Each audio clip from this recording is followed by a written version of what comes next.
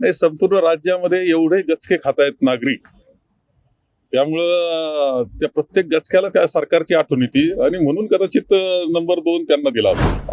विमा योजना बंद केली ना, 1 रुपयात विमा योजना घोषणा केली, मतं घेतली लोकांची आणि ती योजना बंद केली. याच्याकरता कृषी विभागाला केलं असेल. शेतकऱ्याच्या विरोधात घेतलेले निर्णय. एसटीची अवस्था पहा, सगळ्या रस्त्यांनी एसट्या बंद पडलेल्या दिसत आहेत. खळखळाट झालाय त्या एसट्यांचा. नितेश राणेंना 5 हो, त्यांचं महान कार्य चाललेलं आहे राज्यामध्ये.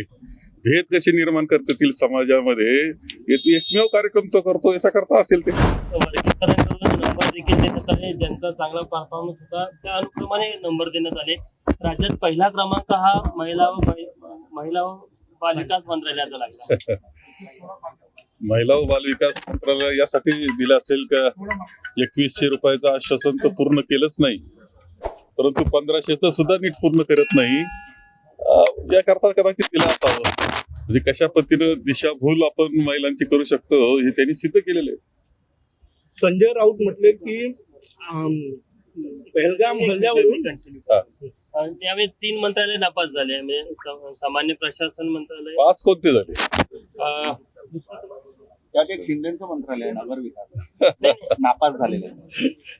अनुक्रमांक दुसऱ्या क्रमांकाचं कोणतं आहे सर? 1 मिनिट.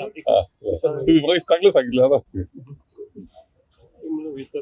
ग्रेडिंग दिलेलं आहे वेगवेगळ्या विभागांना. तुम्ही कसं बघता याच्याकडे? तुम्ही ग्रेडिंगचं आता मी 1 वर्ष राहिलो, विधानसभेत राहिलो, मंत्रिमंडळात राहिलो. ग्रेडिंग देण्याचे निकष काय हे तपासले पाहिजे. खरं म्हणजे सगळ्या विभागावर, सर्व आघाडीवर अपयशी ठरलेलं हे सरकार आहे. एक लक्षात घ्या की संजय निराधारचे जर तो त्याला डोल म्हणत असेल, पूर्वी आपण संजय निराधार योजना ती करण्यात आली आणि ज्याला काहीच आधार नाही त्याला तो दिला जातो. आता त्यांचे जर 4-4 महिने त्यांचे निधी गेला नसेल, त्यांच्याजवळ ते पैसे गेले नसतील तर ते निराधार काय करत असतील? कारण जे राज्य अशा पद्धतीनं निराधाराची काळजी घेऊ शकत नाही ते राज्य सगळ्यात कुचकामी राज्य, ते सरकार कुचकामी सरकार आहे असं म्हणलं तर वावगं ठरत नाही. म्हणून कोणतीही आघाडीवर हे यशस्वी नाही, अपयशी अशा पद्धतीनं त्यांची वाटचाल चाललेली. 100 दिवस अपयशी, 100 दिवस असंच उल्लेख याचा करावा लागेल. संजय राऊत म्हटले की पहलगाम हल्ल्यावरून विरोधकांनी सरकारला पाठिंबा देण्यापेक्षा आधी गृहमंत्र्यांचा राजीनामा मागायला पाहिजे. काँग्रेसवर निशाणा होता ते.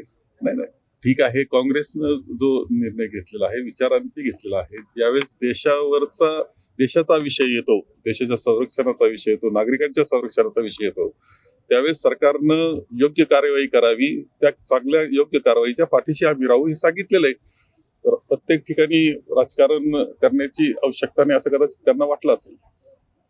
दुसरा क्रमांक PWD ला दिला.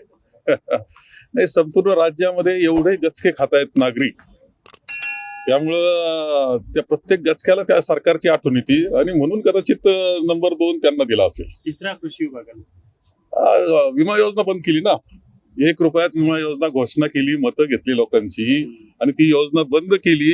याच्याकरता कृषी विभागाला केलं असेल. शेतकऱ्याच्या विरोधात घेतलेले निर्णय. चौथा परिवार. एसटीची अवस्था पहा, सगळ्या रस्त्यांनी एसट्या बंद पडलेल्या दिसत आहेत. खळखळाट झालाय त्या एसट्यांचा. प्रवासी हवालदिल आहेत, एसटीला पगार नाहीत, तिथले पगार पूर्ण करू शकत नाही. माझ्या मते निकष त्यांनी चांगलेच लावलेत. म्हणजे फडणवीसांनी हे मंत्र्यांनी ओळखून घ्यायचंय की आपल्याला नंबर का दिलेत आणि त्याचा म्हणजे सगळ्यात अपयशी असा उलटा क्रम लावला काय असं वाटून जावं. नितेश राणेंना 5. हो, त्यांचं महान कार्य चाललेलं आहे राज्यामध्ये. भेद कसे निर्माण करतील समाजामध्ये, याचा एकमेव कार्यक्रम तो करतो. याचा करता असेल ते. तुम्ही अनेक वर्ष कृषी मंत्री सुद्धा राहिलेला आहात. खरीप हंगाम जवळ आलेला आहे. शेतकरी अजूनही कर्जमाफीच्या संभ्रमात आहे की कर्जमाफी होईल का, त्यामुळे कर्ज फेडण्याची प्रक्रिया बंद आहे. नवीन कर्जाची केस कशी करायची हा प्रश्न आहे. खरं म्हणजे तुम्ही निवडणुकीमध्ये आश्वासन देता आणि निवडणुकीचा जुमला म्हणतात त्याला. हा शेतकरी इतका अडचणीतून जातोय. तुमचा सोयाबीनचा शेतकरी, कापसाचा शेतकरी, सगळीकडे अडचणी शेतकऱ्याकडे असतात. आता पूर्णपणे फळबागांचा शेतकरी सुद्धा आज अडचणीत आहे. भाजीपाला टोमॅटो फेकून द्यावा लागतोय, कांद्याचे भाव पडलेले आहेत. सगळा शेतकरी हवालदिल आहे आणि अशा वेळेस सरकारनं आधार देणं ही सरकारची जबाबदारी आहे.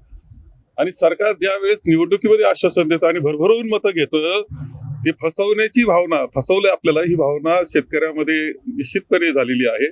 अजून तरी त्यांचं कर्जमाफीचा निर्णय त्यांनी केला पाहिजे होता. तुम्ही हजारो कोटी रुपये इकडं तिकडं उधळताय आणि शेतकऱ्याकरता काहीच करण्याची तयारी तुमची नाही, ही दुर्दैवी गोष्ट आहे. उपमुख्यमंत्र्यांचं नगरविकास दोन्ही मंत्र्यांना मागे आहे किंवा नापास झाला काय म्हणतो?